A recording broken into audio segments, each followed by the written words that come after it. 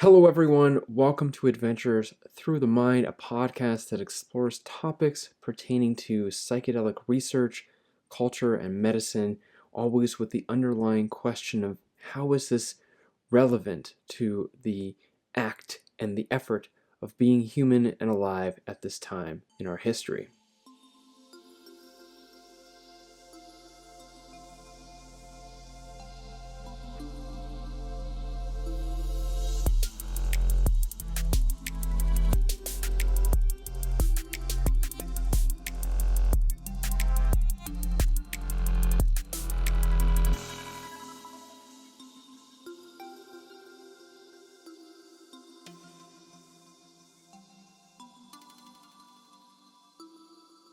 Today's guest is Mel Cassidy.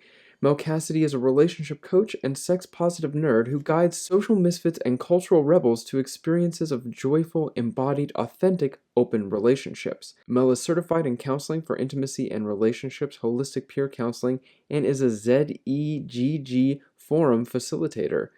They are a student of the Institute for the Study of Somatic Sexology and pursue education focused on trauma-informed approaches to the mind-body relationship. With over 2 decades of experience teaching and facilitating in groups small and large, Mel has a reputation for innovation, novelty, and both thinking and living outside the box. So Mel is on the show for her second time. The first time was a few years back. She was talking about the shadow side of polyamory. At that time, she was known as Mel Mariposa. If you want to search the episode out or find the link in the description to this particular episode. But she's on the show this time to go on a little bit of an exploration between the two of us. The exploration is wondering about what we might learn about the health or the ill health of our relationship to psychedelics if we look at our relationship to psychedelics from the same model of understanding we might look at our intimate relationships with other people. Before we get into that exploratory conversation, first I will make a mention of a couple things. The first thing is that Mel a couple of times references my talk from a spirit plant medicine conference in 2019.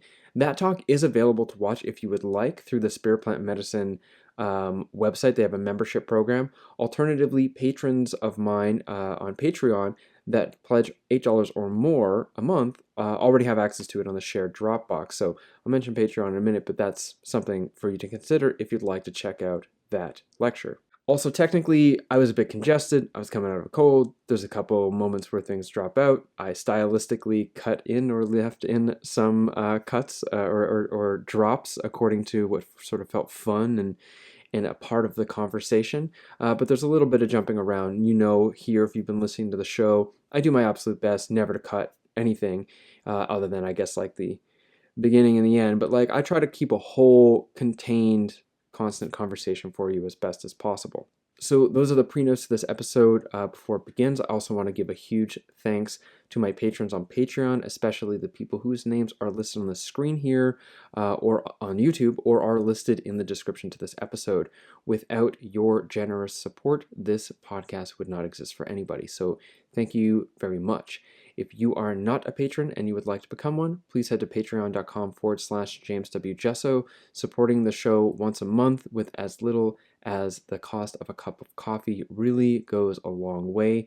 And there are some cool sort of benefits to giving more than a cup of coffee, including having your name listed in the credits to each episode. So again, patreon.com/James W. Jesso. Alternatively, the podcast, aka me, accepts PayPal donations, as well as I am well supported by purchasing things off the shop. So patreon.com/James W. Jesso for patronage, or jameswjesso.com/support for everything else.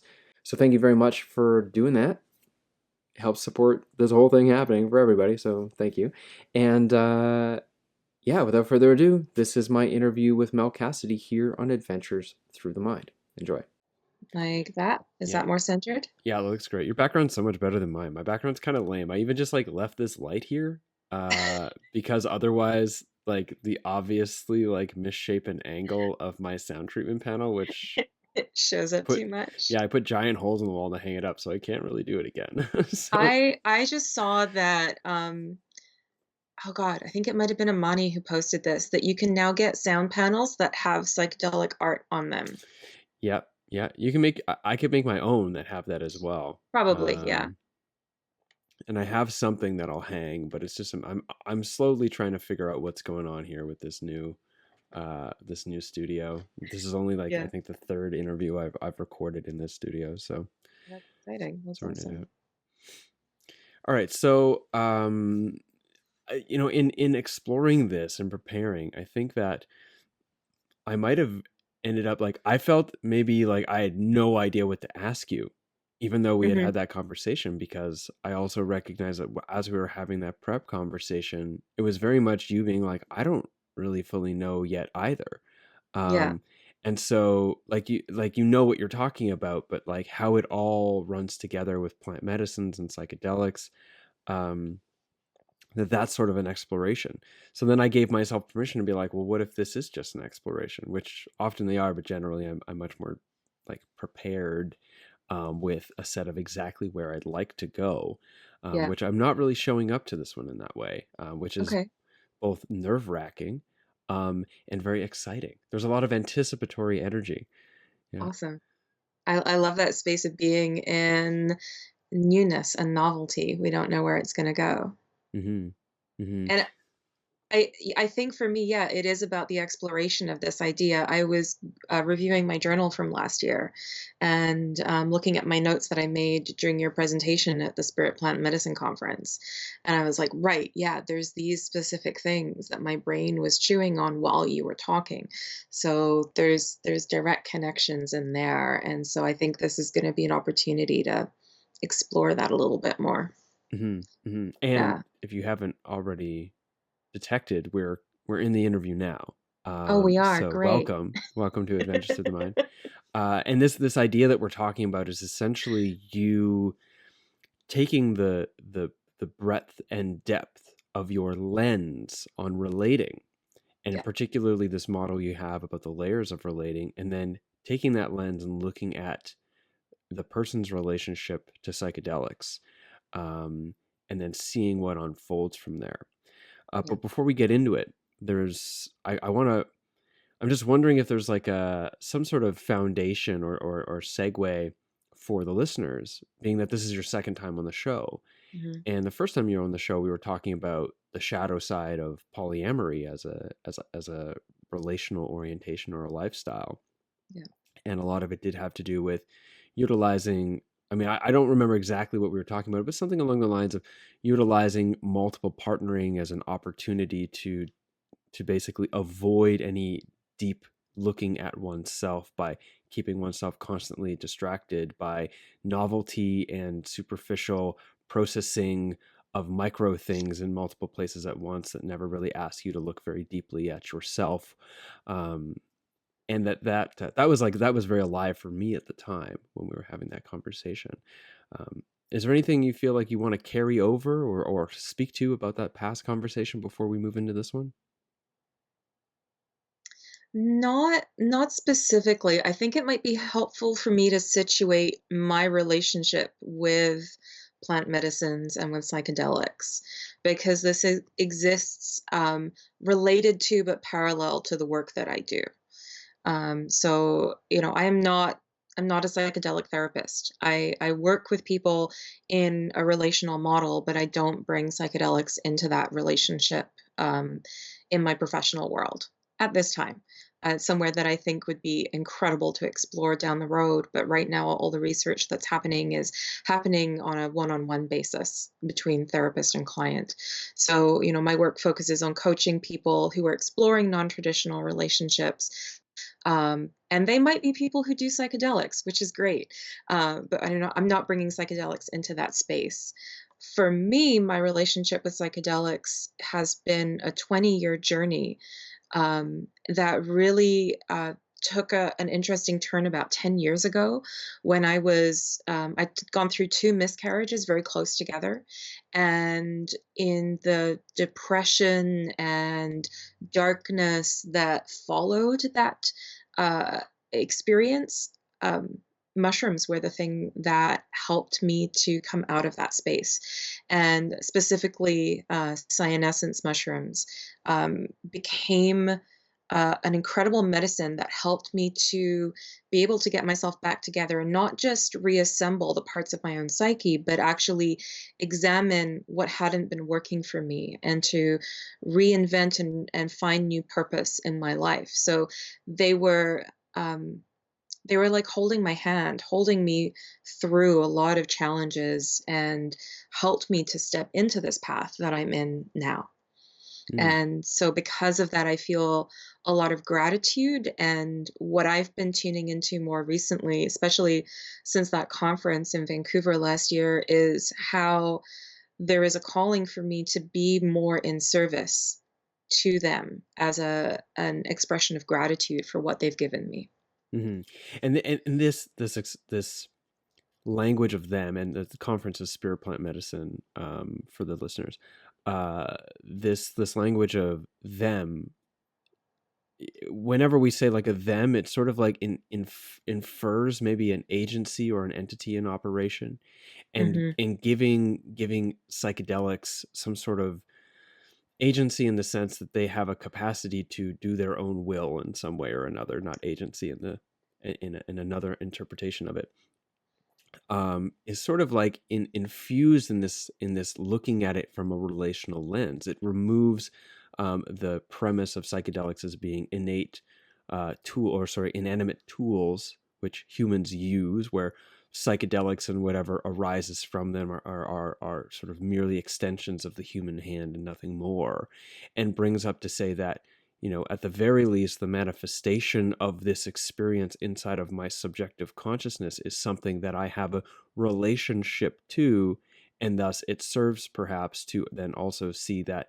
the substance itself I have a relationship to, and that Hmm. in that relating, it's not a I it relationship so much as it is an I you, or an I thou, Martin Buber, I thou relationship.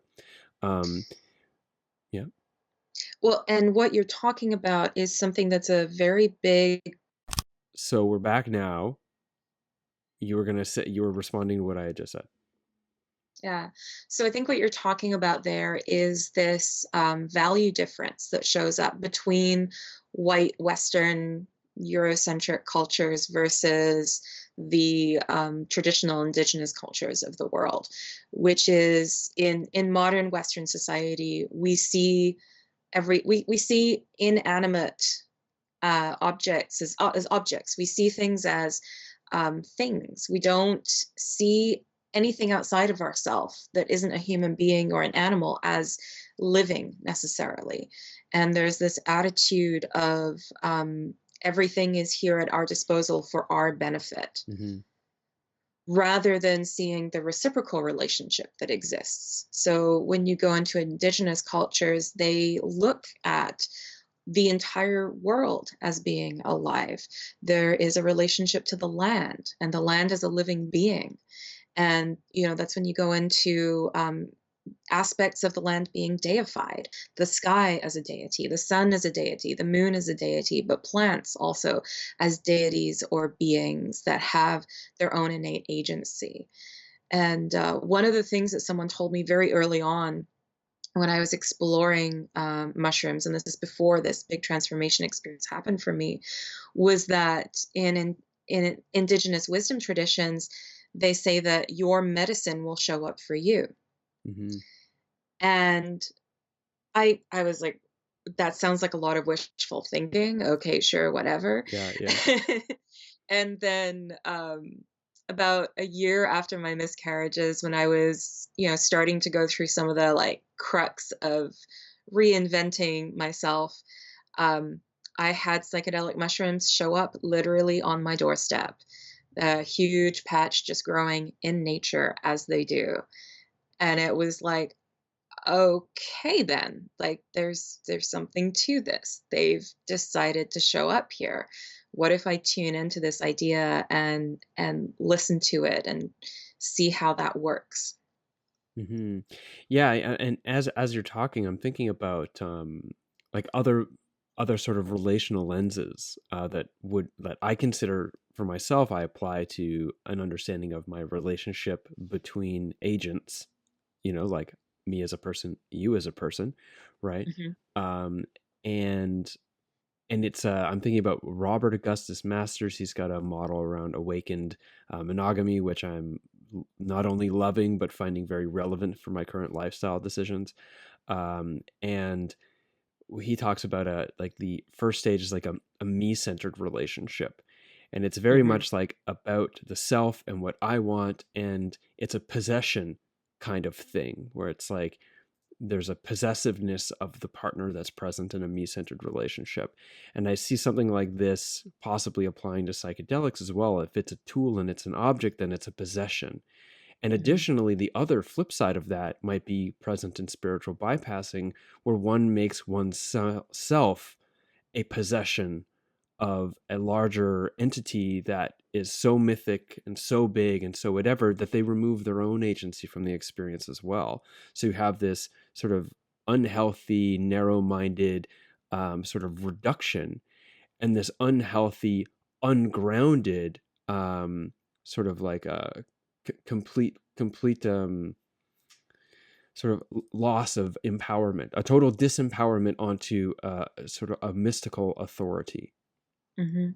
And what you're describing is what I think we're starting to see happen in the realms of psychedelics. There are people who are engaging in using psychedelics who are coming from that me centered relationship. And there are people who are engaging in psychedelics and using that as part of their spiritual bypassing, surrendering their agency to the medicine and taking agency away from the medicine on the other side of it to um, support whatever egocentric thing is going on for them. Hmm.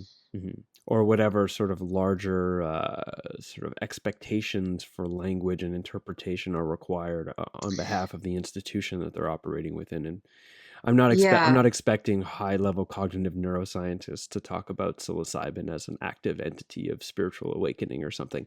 Um, it would be great if they did, though.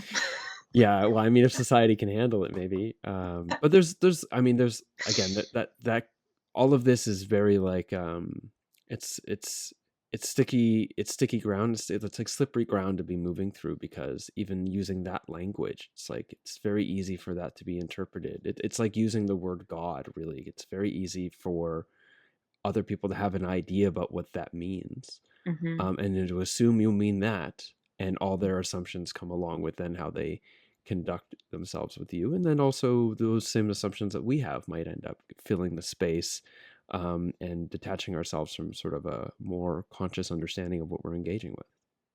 And I think this is important for us to start looking at because we're living in this incredible time where plant medicines are being researched more thoroughly. They are becoming decriminalized. We're only a few years away from full legislation that might permit it to be used in regular therapies. And I think these are important questions to be asking: is what is our relationship going forward going to be? If I take something like mushrooms, which people have used recreationally in the comfort of their own homes or at parties or at gatherings or festivals for generations, for centuries, for millennia. And now we're entering a space where people are going, well, how do we actually do this within the structure, the paradigm that we live in today, which is that we have governments and we have legislations and we have protocols to and ensure that these things are safe and that they are what they say they are, and that people can be empowered in using them responsibly and for the right purpose. And in that, I guess my fear is I don't want us to get to that place if the cost is losing the authentic connection to the history and the agency of these medicines. Hmm.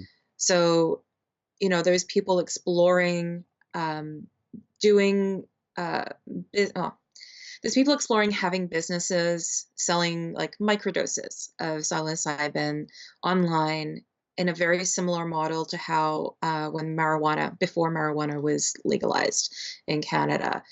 So you have to have a doctor say, "Yep, you have these conditions and this would be beneficial for you, and then you can buy it.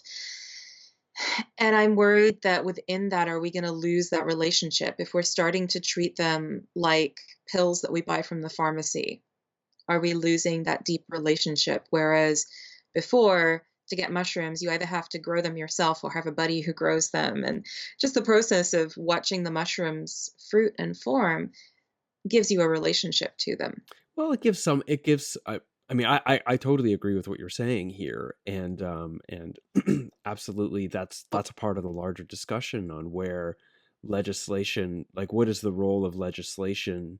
What is the role of overseeing governments in integrating psychedelics into a legalized structure? And then how does that look like? And what are the nuances around making sure that like deep, say, indigenous spiritual traditions aren't expected to neuter themselves in order to accord with a certain sort of guideline of access according to the government or something.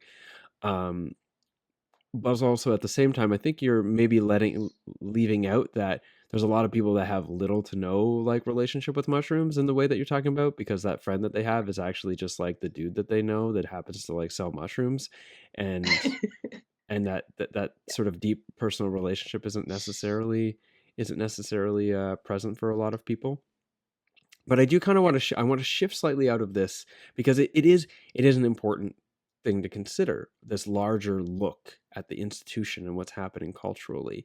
Um, but in particular, I mean, what's happening culturally will be, it's either this going to be this top down, the way that, the government did cannabis. It's like, didn't really talk to anyone, just decided this is how they're going to do it, and just like smush that model on to the Yeah. rest of us, and the people who had the exorbitant amount of overhead capital could flourish, and everyone else that was just like farmers that have been growing weed their whole lives got completely squashed by legalization. So we have that sort of like not talking to anyone, like enforced ideologies from the government over I was gonna say overseers. That's not the appropriate term in this context, um, but but then we have our personal relationship, and if there is going to be some sort of communication before the overhanging, like the top down structures come in, it will be something that comes out of how the like us as a culture, as Mhm. a larger psychedelically informed culture and cultures, have engendered those relationships, or genders is, I'll leave gender out of this, even though that's obviously not what I meant, but like how we've learned to build our relationship with psychedelics personally and culturally, which is a lot of what this show is all about, is kind of like helping that larger cultural relationship be formed, based in a certain way of like inviting a certain way of thinking about it, talking about it, experiencing it, relating to it. And that's why I want to take a shift, because I want to focus in on this personal relationship, and I want to focus in on you putting your lens onto the Mhm. relationship between people and their psychedelic experiences, out of your experience supporting people as a relationship coach. um, and the lens that we were talking about you wanting to put over was what you called the layers of relating. And so before we go there, it would be helpful, I think, for us, the listeners, to have a sense of what is the layers of relating. So if you can give us give us the full and complete spiel on layers of relating that we'll need to understand in order to later on apply it to psychedelics. Yeah. So I see it as there's 4 different layers, or you could think of it as spheres that we engage in relationship with people. The most closest is the relationship with a capital R, the people that we are super and not maybe not necessarily enmeshed with, but have very, very deep levels of relationship with. Behind that, there is a layer of intimacy where these are people we can share intimate experiences with. We maybe don't have that close, familial, long lasting sense of connection with. But, there are people you can hug, there are people you can share your emotional life with. Behind that is a layer of safety. These are people you feel safe being around, people you feel safe in community with. You know a little bit about them, you have a sense of what each other's values are, enough to know that you can feel expressed in that space. And beyond that is a level of awareness, which is just you exist. And, in in life, we might choose to engage with people in one layer or another.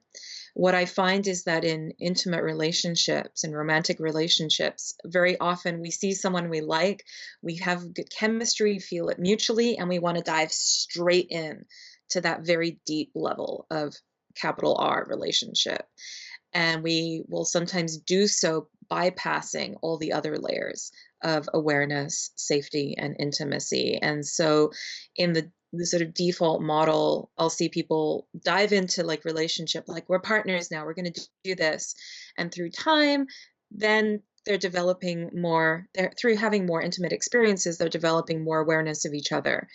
And it's, 5 or 7 years down the line, they realize, oh my God, you're actually not the person I thought you were. And, like, you voted for who? What are we doing here?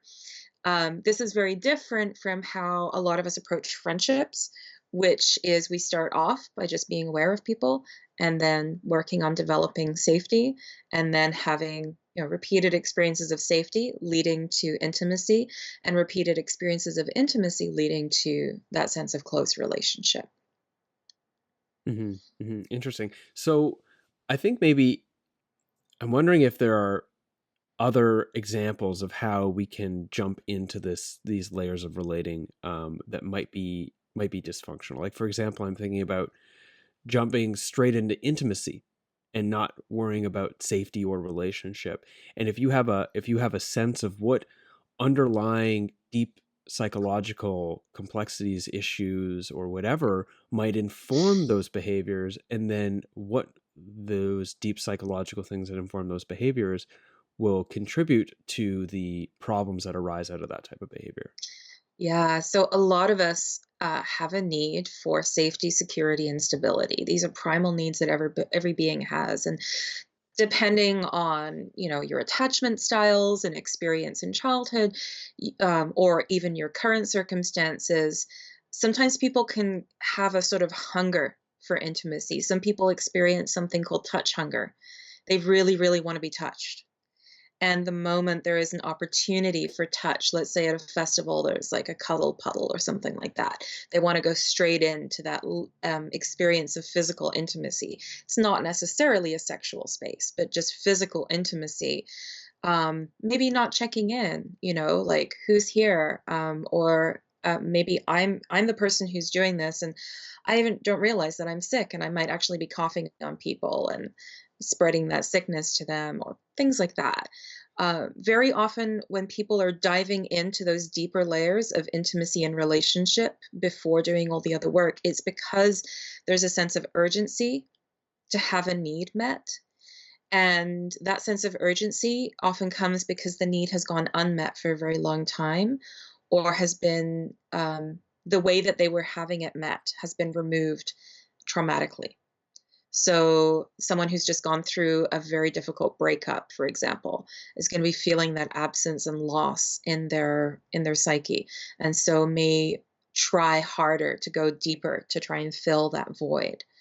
And someone who has maybe never had much connection with other people might walk into a space where that there's permission for that connection and not have the skills of just moving through those layers gradually and just dive straight in without realizing they can't swim in these waters yet, or they don't know these waters well enough to swim in them. Does that make sense? Yeah, and what might be the consequence of that? Like overwhelm, maybe misconduct.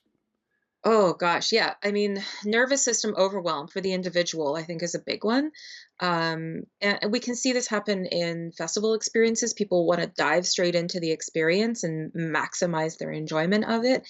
And then there's that like crash and burn in the week, month following of, oh my gosh, like that was a lot. What did I do? I still have to process all these things. So we're giving more to our nervous system as input than our nervous system can cope with necessarily in the moment. Relationally, yeah, absolutely. You may misread a situation and cross a boundary without even realizing that you've done that. And of course, that can impact the future possibilities of intimacy and connection.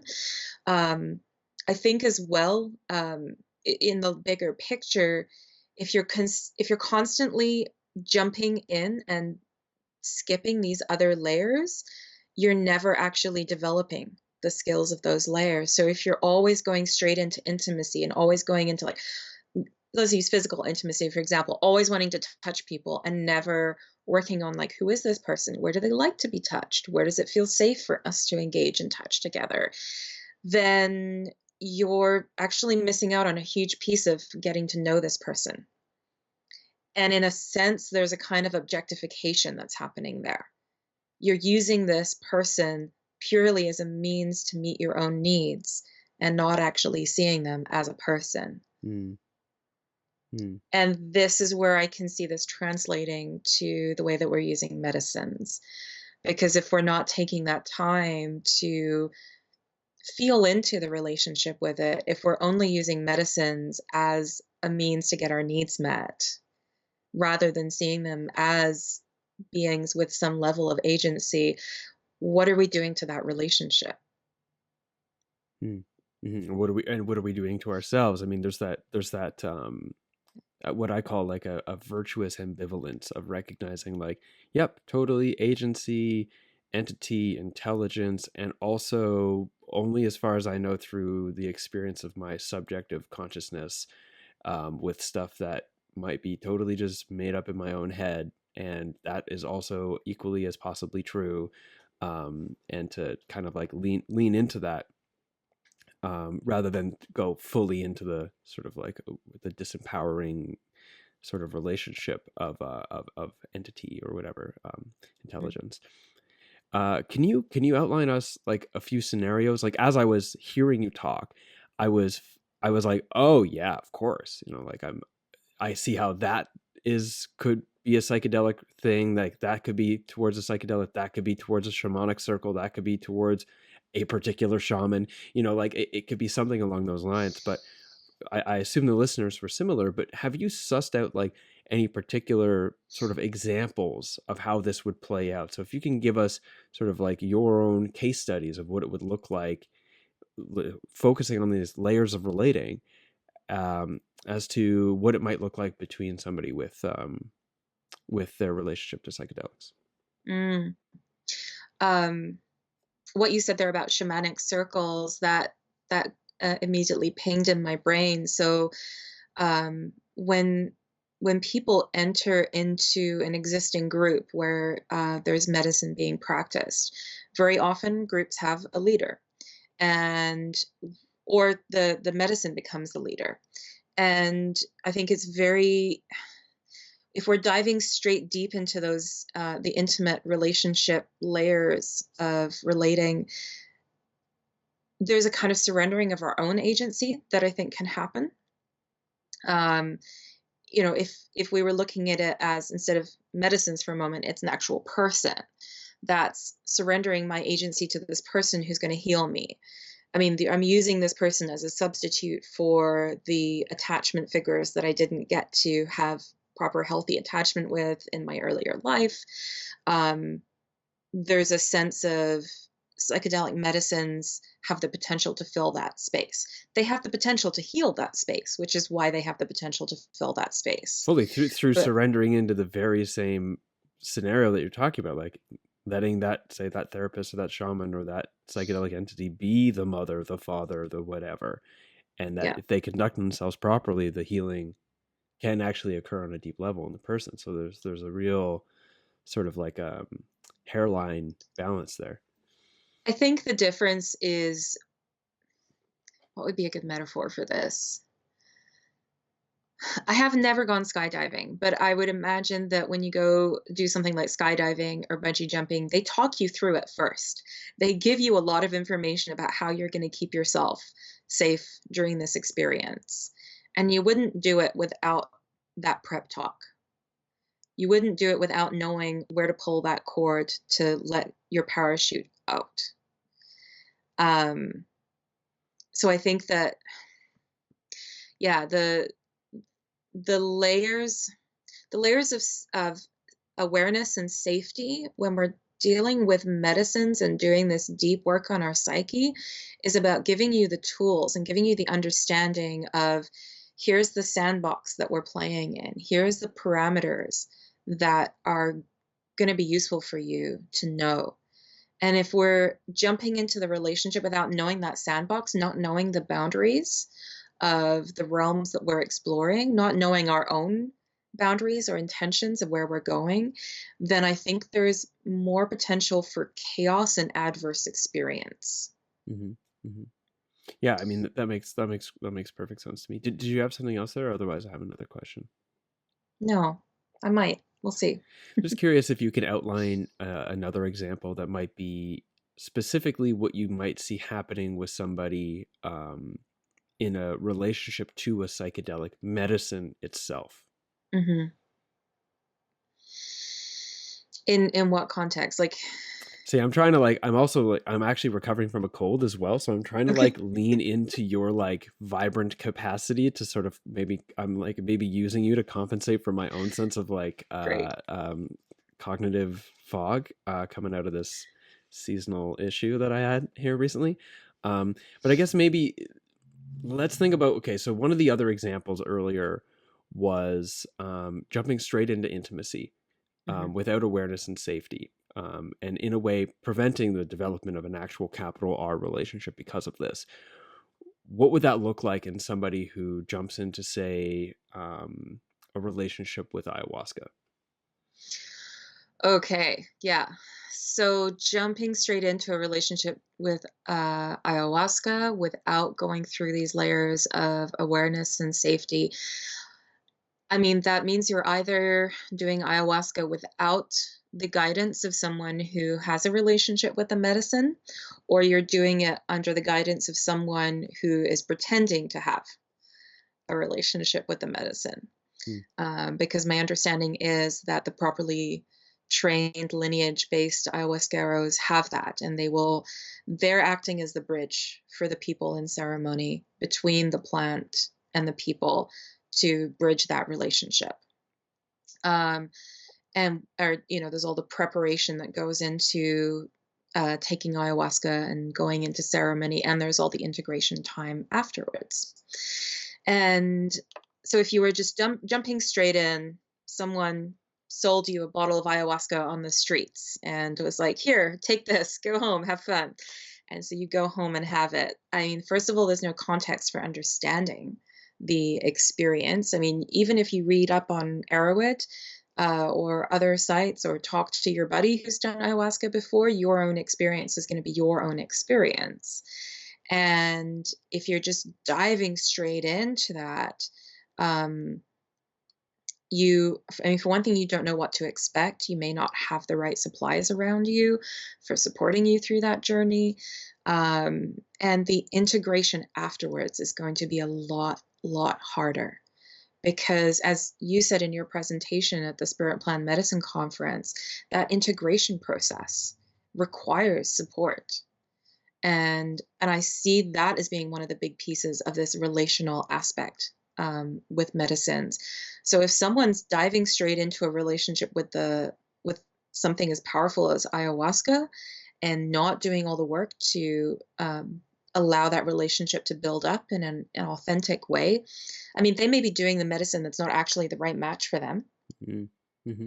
Um, and without support around them to integrate that experience, I think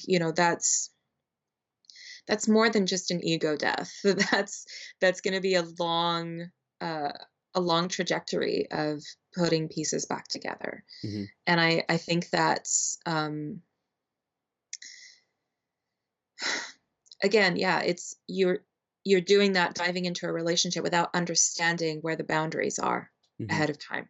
Mm-hmm. Yeah, you're not doing the work to be like, this is what I want, this is what the medicine can offer me, and is this actually compatible? Mm-hmm.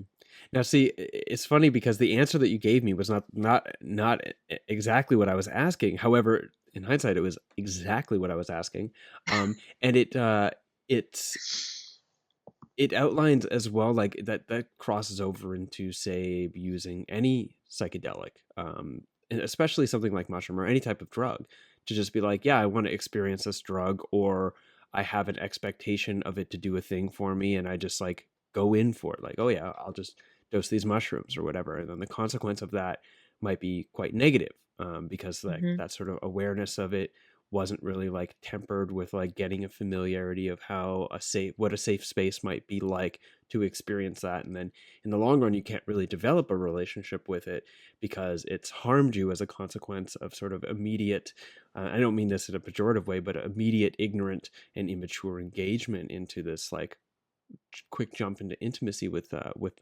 Mhm. substance. Um, If I was to do a parallel to human relationships, it mhm, would be like meeting someone at a bar and deciding to elope to Vegas and get married. mhm, And then, 3, 5 years down the line, having to go through a very messy divorce and, splitting up all your assets and all the emotional and social turmoil that can come with that. Like, mhm. the repercussions keep going for a very, very long time. Not to mention what might be likely years of just horrible experiences inside the relationship for both of you. Exactly, exactly. Hmm. And so when you're answering the question directed towards ayahuasca, um, and it was like between the ayahuasca and the person, or the drug and the person.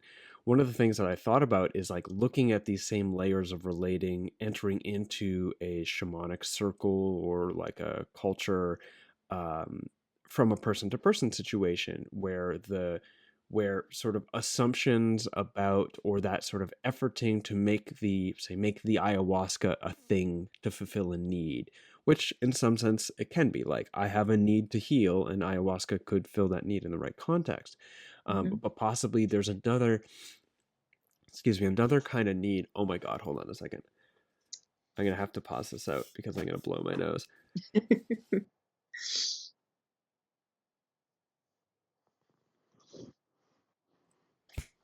That was not a click. Hold on, a clap. All right, just I want to find that later so I can make up for the fact that I just like blew my nose on air. Sorry, everyone. Um, yeah, so there might be some sort of set of assumptions or whatever that lead us into a circle, and that we're not doing our due diligence and other things. We're attempting for it to fit this need so much so that we're not slowly going in with awareness and safety, in the mindset, in an understanding of how there's a complex web of human relationships involved. And although I know that you inferred that if somebody has like a deep traditional relationship from the, whatever we'll say, traditional lineages of working with ayahuasca, then that might not be a healthy place to be. Fair enough. But even if that is the case, it might not be a healthy place to be, because just because they're trained in the traditional ways of being an ayahuasquero doesn't also mean that they're not an abuser. Or, well, doesn't necessarily mean that they're not a person whose behavior will end up being abusive, manipulative, and ultimately damaging, or literally they are abusers, because the issues that are coming out around the sexual assault of women in ayahuasca circles and all the rest, these are also traditionally trained shamans, right? Yeah. And then there's also the issue of just general like cultural misinterpretations between people that can be in that space of everything being radically open, can be received as, assault or trauma, but that although there was no intention and blah blah blah, there's all these nuances. um but I'm just looking at how that type of like jumping right into the intimacy of the I want the thing can make it so that we're blind to the larger needs of building a relationship, and put ourselves in this situation at a retreat center in some country somewhere, that is ultimately an unsafe place. Mhm. And this goes back to how a lot of medicines were used traditionally. I mean, using ayahuasca as an example, to the best of my knowledge, if I was someone living in a tribe and I was ready to take a medicine journey, I wouldn't be trekking to the other side of the Amazon to do it. I would be doing it within my existing community Hmm. with a spiritual guide who presumably I'd known for all of, if not much of my life. Um, and so there's not just the relationship between myself and the medicine and the person administering the medicine. There's a relationship between myself and all the other people in community with me Hmm. who are Hmm. taking that medicine. And that's where we go into that like post medicine integration. And also while we're in that state, I mean, medicines have the potential to crack open the door of all the armoring that we're used to putting up in our lives, especially Western society. We live in a very isolated, individualistic way, and I think that that's a consequence of a lot of cultural trauma. Um, and so medicine's cracking through that, we're suddenly open, but our nervous system is going to be responding perhaps even louder than it did before. And so, when people talk about having an experience of paranoia during a journey, my curiosity goes to, well, what is it that your nervous system is picking up on? Hmm. Because we're very used to disassociating from that, because if we listen to every single signal, that would just be overwhelming. But in that space, we can pick up on it. And if we haven't gone through building awareness and building safety with everyone else who's in that space with us, we may not know what these things are that we're picking up on. And so immediately that primal instinct can take over, and that can affect the experience that we're having in that what's intended to be a healing space. Hmm. And if not with everyone there, which can be Yeah. extra helpful, enough so with the leaders of the group, commonly in the Western people I've met, like the term is angels or helpers, like the shamans or facilitators, and then the extra helpers. If you have that trust in those, then that can sort of compensate for not knowing the people around you. But yeah, absolutely. That's a, go ahead. Well, and we're used to putting those leaders on a pedestal Hmm. of, I'm surrendering my agency to you. I'm going to trust you completely to guide me through this experience. And if we do that without going through those layers of building the relationship with them, then we are surrendering our agency into a space where we could experience harm. That doesn't necessarily mean that the people leading the circles are being abusive. Like, if you're a leader in a community, you have very little control over when people surrender agency to you. The Hmm. most you can do is hand their agency back to them. Hmm. At the appropriate And time, sort of thing, at especially the with, appropriate time, yeah, yeah. yeah, yeah. Interesting. Um, it hasn't been said directly, but it has been inferred throughout much of this conversation, which is, treating psychedelics and engaging in psychedelics similarly to the way that we would engage in sex. And on a level of like building intimacy and what are our intentions, and maybe the awareness, the safety, the intimacy, the relationship building, that process, but also in the sense of like, yeah, just like jumping in, not really thinking about it. Sure. Like, I mean, like maybe some people seem like they'd be totally cool to like get involved with like tripping out with a bunch of people they never met, but they'd never just jump into a random orgy with a bunch of people they don't know. And I'm Yeah. curious now, like if we were to just like, and by if we were to, I am now going to clearly connect these two, treating psychedelics as we would sex. How would you outline a healthy or responsible way, keeping in mind the layers of relating, and possibly bringing into mind a concept that you have, slow dating, if you think it's applicable, Hmm. to how we might then engage in our sex slash psychedelic encounters in a way that helps create that awareness, safety, intimacy relationship trajectory. Hmm. So I think that sex is the perfect parallel for this, because it's the one of the most intimate acts. If I see a plant medicine as a being, I am taking this being into my own body. I am allowing emergence to happen between this other being and my own being. So yes, it is one of the most profound acts of intimacy. So I can take the tools that we use for engaging in sexual intimacy and translate that straight over. So the first questions to ask yourself is, can this be now? Am I in the right space to do this? If I was engaging in sexual intimacy, I would be asking myself, am I doing this because I'm just trying to fill a void? Or am I doing this because I'm really like authentically engaged about this person? Am I in the right headspace to do this? Am I too sort of fractured psychologically in this moment? Really good questions to ask oneself before engaging in any kind of psychedelic experience. And then, a part of that is also just assessing like your own health, physical, mental, emotional, etc. Um, the sexual health is something we would talk about in engaging in sex. I think spiritual health is something worth looking at when we're talking about psychedelic medicines. Like, how am I feeling in my relationship with spirit? How's my mood? How's my heart? Am I feeling grounded and connected? Am I feeling disconnected from spirit? Those could be useful questions to ask oneself. And then three big things. One is to look at your fears. What are your fears going into this? What's the worst case scenario? And just giving voice to that. Because when we give voice to that, it has less power over us. And then talking about your hopes. What are things that you would love to experience? What are things that you enjoy experiencing? What are things that you would love to offer to the experience of yourself?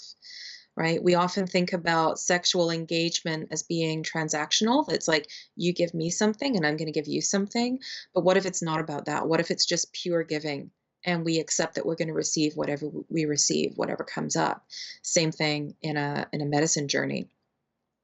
What if this is not about me taking something? What if this is just about, I'm going to give myself to this experience Mm-hmm. and I'm going to allow this experience to give me whatever I'm able to receive? And then also to talk about your boundaries, like, where are the places you don't want to go? In sexual intimacy, we would talk about, like, there are specific things that are just not my jam. And that's really, really important to know, and to know why they're not your jam. Maybe you want to share that, maybe you don't. When we're engaging in medicine, are there specific intentions I have about, like, I do want to go here and I don't want to go there? Maybe you can recognize, I don't have the capacity in this specific medicine journey to go into reconstructing my psyche about the abuse I experienced when I was 6 years old. But, that's outside my boundaries for this, but I absolutely have the capacity to go into understanding the breakup that I just went through, Mm-hmm. whatever that may be. And then the last piece is to talk about aftercare. This is something people rarely do in sexual experiences, and, like, even in casual sexual encounters. We don't talk about that aftercare. We don't talk about how do we want to continue in a relationship of kindness and intimacy with one another after the sexual act is completed. And I think that's really valuable to talk about. Like, in person to person relationship, do you want to cuddle? Do you need to spend time together? Would you rather separate and go off and process and maybe check in later? In the same way with medicines, we can look at, do I need to have time alone to myself to journal? Do I need engagement with other people to help me integrate this? And if I need engagement with other people, do I need that right away? Or am I better with having that a day after, or processing that a week after? Mm. So having that sense for yourself is really important. And that's about developing more awareness of yourself and more awareness of safety. Um, for yourself going into that. And if you have somebody with you who's helping to explain the medicine to you and guide you through that, they're kind of like the matchmaker between you and the medicine. And they can explain to you what the medicine is doing in all of those different realms as well. So the fears are like, these are the adverse reactions that people can go through when they take this medicine. The hopes are, these are the benefits that this medicine can have for people. The boundaries are like, hey, you may not want to go into this. The medicine may be too intense for this, but if you do, here's what we could look at. And Mm-hmm. then the aftercare is about, this is what is on offer. This is what has helped people. I mean, I remember the first time I did acid, my friend who took me on that acid trip was like, yeah, like, things that you're probably going to want in about 24 hours are this, this, this, and this. Mm-hmm. And that was so useful, because when that 24-hour came, I was like, oh my goodness, I need blankets. Like, I I need need blankets food. and cantaloupe.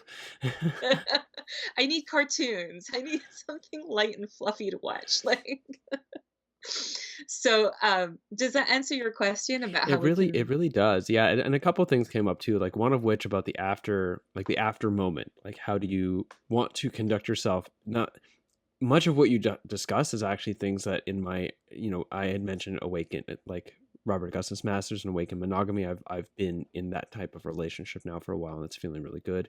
Mhm. But in my most recent, or like most recently previous experiences over the last couple of years, I've been employing a lot of what you're talking about here in whatever sexual interactions I had. But one thing that I had never thought to think about was, okay, when we're done, do you like to cuddle or do you want to just like that's usually something that there was like the check-in in the moment, like would you like to cuddle or something along those lines. So I think that's interesting. But the psychedelic related one was was cuddling, and actually the value, say, of having the type of relationship where I mean, I feel like it's very nourishing for me after having sex with somebody to be able to cuddle with them, and that after a psychedelic experience, it's actually very nourishing for me to, you know, I'm using the air quotes here, but like cuddle with the medicine by not talking to anyone else about what I just went through and just sitting down and journaling the experience. That's me in intimate, like pillow talk um, with the medicine. And also in my experiences, I like to, if it's cool, like I like to check in. How was that? What was good? What wasn't good? Let's celebrate what kicked ass. Let's talk about what felt a bit weird. You know, like how can we, if this is to happen again, how can we make it even better for each other? You know, like what do we have to learn from each other? So I thought that was an interesting connection. And I know that for myself, and I've never really talked about this with other people to see if this experience translates, but the somatic awareness I have of my own body and that like afterglow of a medicine experience feels very much the same as the afterglow I have in my body after a sexual experience. Hmm. They are a very, very similar experience inside my body in terms of where my heart feels it's at, my breathing, space around me, the kinds of things that I'm craving. Very, very similar. Interesting. Very interesting. Um, also, as you were talking about these, like, can you say those? There are four things that you talk about beforehand, other than the sort of like physical safe sex conversation. One of them was like fears, desires, something after. What were those four things again? Just as a list. Oh, also we're frozen. So just like we'll just hang for a second. Whoa, you're choppy. Okay. How dare you? Okay, you're back. You're pixelated. It's like you're transmitting from the 1980s. It's great. Yes, yeah, we're on a 14 4K modem here, folks. And like 90% of my listeners are like, "What's that?" uh, I get the audience I'm talking to. It's all right. So, all right. So that question before the drop was you had mentioned these four things that you talk about beforehand. I Mhm. can't remember. I think it's just the third one. I can't remember. One was aftercare. One was desires. One was fears. Fears, desires, boundaries, and aftercare. Great, great. Yeah, thank you. Um, as you were talking about that, speaking of, this is sort of a lateral move, but it relates because as you were talking about it, I was thinking about like this is a practice that I implemented several years ago as a consequence of seeing a video about it on YouTube, which was like the other safe sex conversation, which was, okay, you have the safe sex conversation, and then you have the other safe sex conversation, which is like, what does this mean to you? What are your intentions? What would you like to get out of this? What will this mean for us? Is there an us? Is there not an us? Like, does that feel good? Like all of these larger discussions, which is like the four that you're talking about here. Now, the reason it laterally relates is because the person who presented that, Steve Behrman, and his interchange thing ended up getting a lot of really harsh, somewhat damning allegations made against him, which, as far as I continue to follow, all seemed like pretty legitimate claims against him of abuse of power and like drugging people and sexual manipulation and all the rest. So that's like, I say that, but I'm also not a shunning kind of person. You know, it's like I know that the one response there was like, because he was, well, just assuming that the allegations are true, which I felt like I saw enough evidence that that would be the case, but I also am not a court. But assuming the evidence is true, it's saying something like, because he's a manipulative asshole, everything he ever said was a lie, and we must completely shun him. Like, sorry, Tumblr turned Twitter activist, like Tumblr teenager turned Twitter activist. This is not the appropriate way to resolve things. He actually was incredibly smart and said a lot of really smart things. How do you think he was so effective at manipulating people? Because he knew Yes. psychology. So let's take of what was good and like understandably like denounce his actions and remove him in whatever way needs to do to like appropriately respond to the abuses.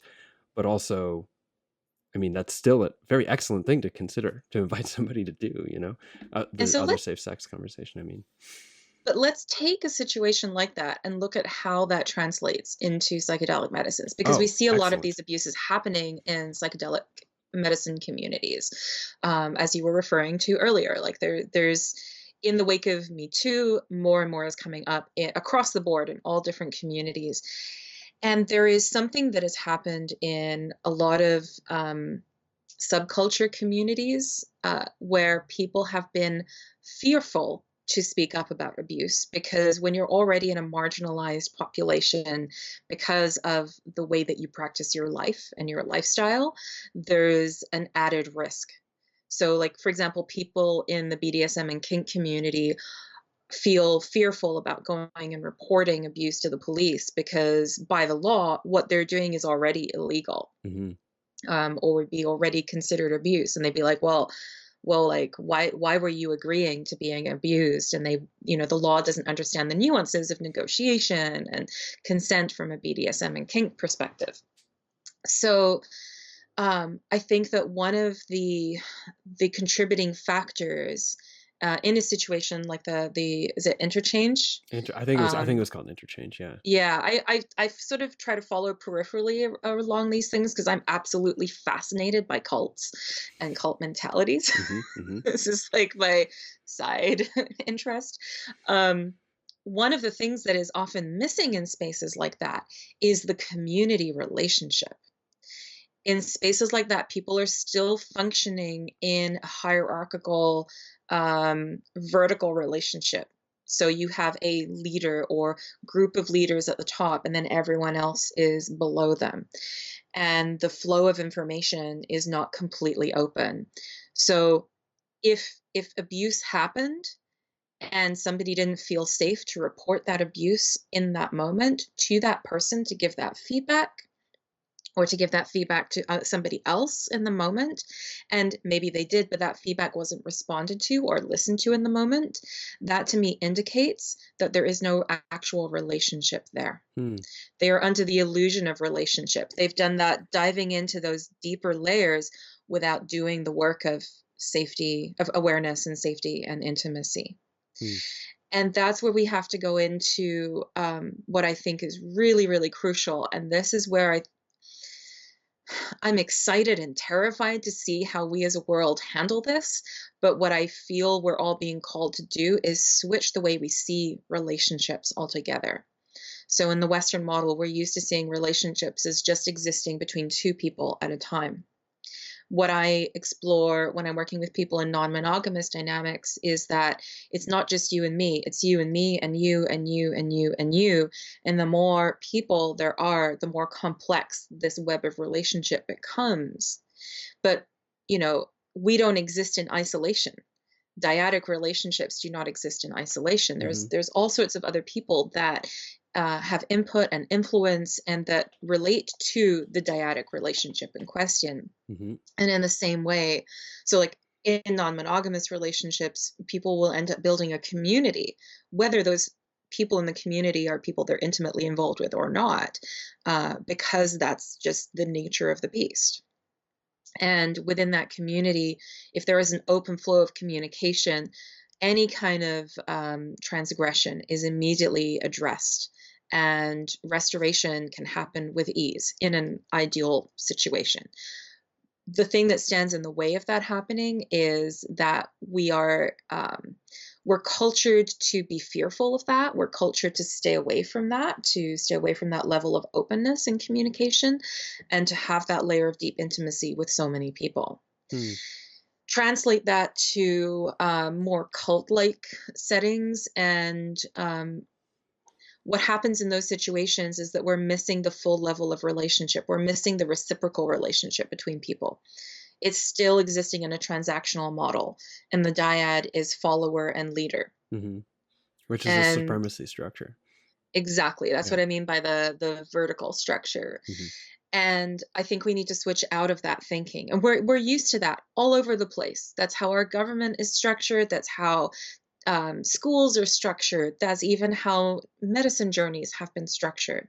And it's not to dismiss the importance of having people with expertise, people who can hold space, people who can lead us through an experience. But there's a difference between me holding you as I guide you through versus me standing in front of you and being like, this way, Hmm. my way Interesting. is the only way. Hmm. And so to There's me, also a difference between a hierarchy of role, or nuance, and differencing in role and responsibility, and a supremacy structure. yes. Yeah. Yeah, absolutely. And the hierarchy in what you're describing there would change depending on the situations, Hmm. Hmm. right? Because you have the skills for this, you have the skills for this other thing. It would switch up. But for me, the key into for changing ourselves out of that is to understand that our relationships are not just happening vertically; they're happening horizontally. And so, one of the exercises I do with people is we practice doing an open window check in. And what that is like, let's just take a moment and look into what's happening in your whole relationship landscape. Everybody has a relationship landscape. Everybody has this diverse garden of different kinds of relationships, and different parts of your garden grow different kinds of relating within them. But we have, first of all, the relationship with ourselves, we have relationships with the direct people around us, and we also have a relationship with the whole world. Hmm. And so, what I find is that working with people and helping people to tune into that way of seeing their relationships is incredibly powerful for breaking out of that idea that my relationships only exist one on one. Hmm. Hmm. Very cool. And if we can start to do that when we're working into medicine spaces, if I'm walking into ceremony with something very powerful like ayahuasca, I'm not just seeing it as like, this is me and ayahuasca. We're gonna have this incredibly intimate experience for the next few hours. I am actually seeing it as like, this is me and all these people in this room. And we are all going to be engaged in an intimate experience with this medicine. This medicine is having an orgy with all of us. Hmm. And if I frame it that way, I might be going through a very different process before I enter into that space.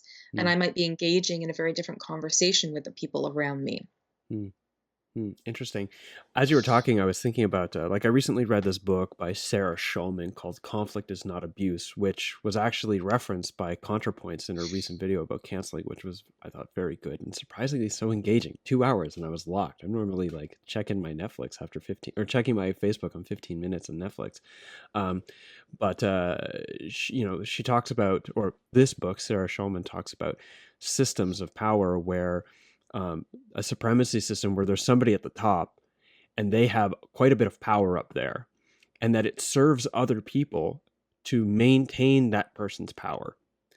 And so it's beneficial to me if I continue to do whatever is necessary to make sure that you stay in power. Yeah.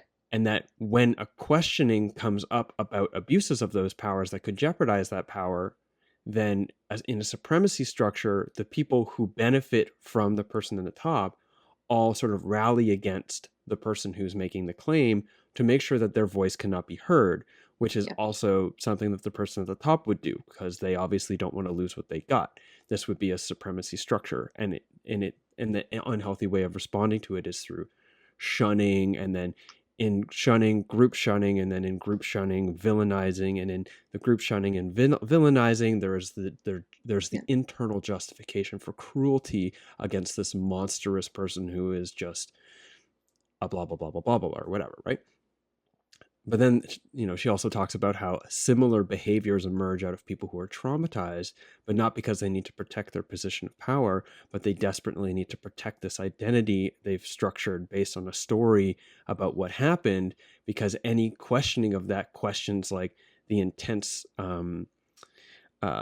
sort of like defense mechanisms they've brought together to protect themselves from the deep well of trauma that they're holding. And so similar Mhm. behaviors are expressed for a different reason, but ultimately to the same result: shunning, villainizing, group shunning, reinforcement of cruelty, and all the rest. And in a position, moving back towards supremacy in a psychedelic circle, for example, where the shaman can't have can't be called out. And I call out not in a sense, I mean, call out can be really immature, but called out in the sense that this person has this issue, and that other people around who are involved with the administration and involved with maybe even in the community of other people, that those people can't be around, so that shaman can be told what happened and everyone can listen and have the voice of the person wounded brought forth, and then from that place help to understand, was this a situation where the shaman took a misstep, and that shaman's like, okay, I'm accepting responsibility for these things, understanding these things and moving forward? Or is this a situation where a traumatized person has been traumatized, and that they're not seeing this situation clearly, and they need to be supported, not to stop talking about things, but to be literally supported in healing and Mhm. help it be about their healing. Now, that's a nuance because supremacy can act out in ways that gaslight the person, but sometimes that person just actually isn't seeing things clearly. But the Mhm. point there is that that person's voice is heard and everyone is actively listening. Like, is this a legitimate concern? And if so, that person of spiritual authority, like, just because they're in a spiritual authority in the ceremony doesn't mean that they're not still a person who needs to learn to conduct themselves differently if their behavior is having negative consequences on the people around you. And then that might be a difference between a cult and an intentional spiritual community. Yeah. And the key factor in that is having that community Hmm. Hmm. relationship. So I see people try to form village and create intentional communities, and they don't do the work of as a community building awareness and safety and intimacy to move into relationship. It falls apart very quickly because Hmm. they don't have that level of trust in relating to be able to have those conversations, to be able to say, like, hey, you're in a space of trauma and we see that and we hold that as true, and we're going to hold space for you to understand your experience better and to heal from that. And it's the community that can go to a leader and say, hey, we think you fucked up Yeah. and we love you, and because we love you, we're going to give you this reflection Hmm. because we know that you're not perfect. Hmm. And I think in community we don't put people on these pedestals of perfection, Hmm. in true community, because we can, as you go through awareness, safety, intimacy, relationship, you see people's shadows, you see people's shit, and you learn to love and accept and work with it and support each other in that. Hmm. Hmm. Beautiful. Let's this is, I feel like this is a great place to draw to a close. Nothing immediately sprang forth to comment further. Unless you have something to comment further, we can draw the interview to a close. I'm just thinking about, like, what are my concluding thoughts on this. um, I'm excited to see where conversations like this are going to go in terms of exploring these ideas more. Um, I think that as we see psychedelic medicines sort of coming into, we're in this wonderful golden age of psychedelic medicines. And um, as that is happening, more and more people are going to be asking these questions, and how do we build communities of support, and how do we build a better relationship with the medicines, and as a consequence, but also as part of that being able to come into place, how do we build better relationships with one another? Mm, Because psychedelics have the potential to open up the most vulnerable, hurt parts of ourselves, because those are the parts that need healing. And I think that one of the deepest places that we need healing as a species is in the way that we relate to one another. mhm, mhm, And so we can't separate these anymore. And there's going to be a lot of challenges ahead for people as we embark on this adventure. We're not embarking on this adventure alone. We're doing this together.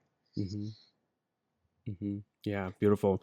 My own concluding thoughts are actually what you were just saying there brought to mind, like this gears a larger conversation that's happening in the psychedelic culture, especially amongst community leaders and facilitators, around like how do we build structures of greater integrity to protect people, to protect the practice, and to optimize that practice over time, or optimize these communities over time to sustain the type of cultural growth that is happening rapidly amongst these groups. And I recently had Chad Charles on the show a few episodes back, talking from a facilitator standpoint, talking about 5-MeO DMT, and I'm really feeling what you're offering, what you've offered us here, um, points really directly to that person-to-person relationship inside psychedelic community and that person to psychedelic itself relationship, while also looking at the larger community structures that we're engaging with as well. So I'm really appreciating you bringing your your well-earned knowledge and experience with supporting healthier relationships between people, completely removed from psychedelics in any way, into the psychedelic realm. And I'm thanking you for bringing it to the show today. Thank you so much. And what you do, I think, helps create more space for us to find those person-to-person relationships in the realm of psychedelics. For so long, it's something that people have been afraid to talk about. And by you role modeling that we can have these kinds of conversations openly, I don't just think, I know that it helps other people to step into that space of having open conversations. And we get to learn more and be able to build more relationship that way. Thank you for saying so. Thank you. So why don't you let the listeners know where they can find out more about what you do and follow your work online? Yeah. So online, go to radicalrelationshipcoaching.ca. That's my website. All the different pieces that I do, you can find on there. You can also find me on social media on Facebook as Radical Relating. Pretty easy to find my page. There's like another page that's similar, but it's some Christian organization. It's definitely not me. But yeah, you can find my work on there. And I love hearing from people when they've watched interviews, what their feedback is and what thoughts come up for them. And yeah, it's such a pleasure to be here. Mel, thank you. Thank you. And cut. All right, so that is my interview with Mel Cassidy. I hope that you enjoyed it. I hope that you got something out of it. I know it was exploratory, and also in that exploration, I felt like I kind of got some cool stuff. I learned some cool things, and it felt like a relevant engagement for me, and I hope it did for you. Please check out more of Mel's work. Obviously, as she mentioned, she doesn't really do the whole psychedelic thing, but she does do the relationship thing, and I suspect that you're either in a relationship or want to be in a relationship, and if that's the case, chances are you'll benefit from her work. So definitely go check out her stuff. If you'd like to support the podcast directly, I would love it if you did, and you could do so by leaving a one-time PayPal donation, buying something off the web store, such as a copy of my book or a t-shirt, or one of my lectures. That there are some that are for pay and there's some that are for free. But anyways, anything you buy would be awesome, and your donations are awesome. And I also am on Patreon, patreon.com/JamesWJesso. Becoming my patron would be a great way to support the show as well. All of the options are jameswjesso.com/support or listed in the description to this episode. So thank you very much for tuning in, and I will see y'all in about 2 weeks. Take care. That was great. One thing, I'm not using Mariposa professionally anymore. Oh shit. It'll just be this weird thing where like I'll cut it out and it'll be like, Mel, thank you for being on the show, like an obvious cut, but I'll cut it out, no problem, absolutely. Yeah. It's okay.